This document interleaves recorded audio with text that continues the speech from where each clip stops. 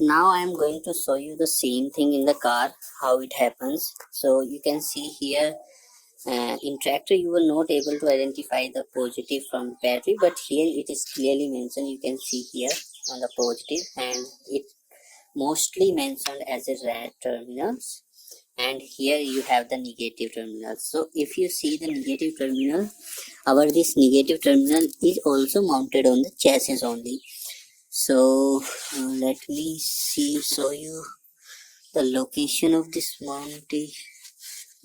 Give me a moment. So this is our negative terminal, and one mounting is given on this part. You can see here, and other particular wire is given on the chassis, also the body.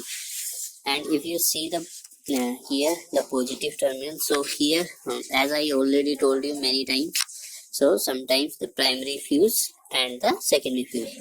So this is my primary fuse, where you can see there are different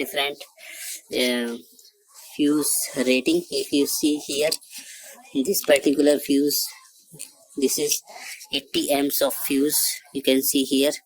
So this is already mounted on the battery itself, you can see here.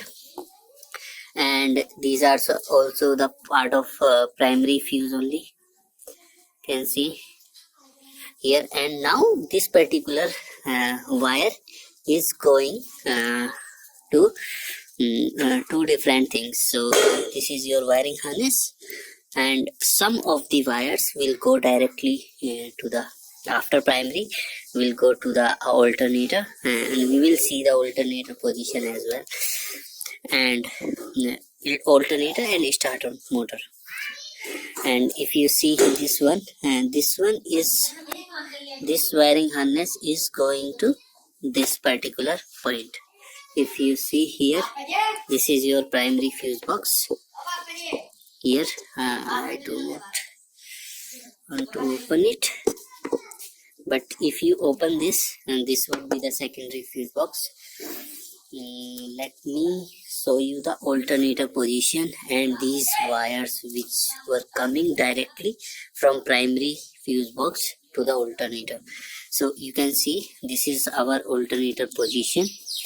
So this is your alternator, here you can see, and this is mounted on a same way which we have seen in the tractor as well. So you can see here, this is your belt, but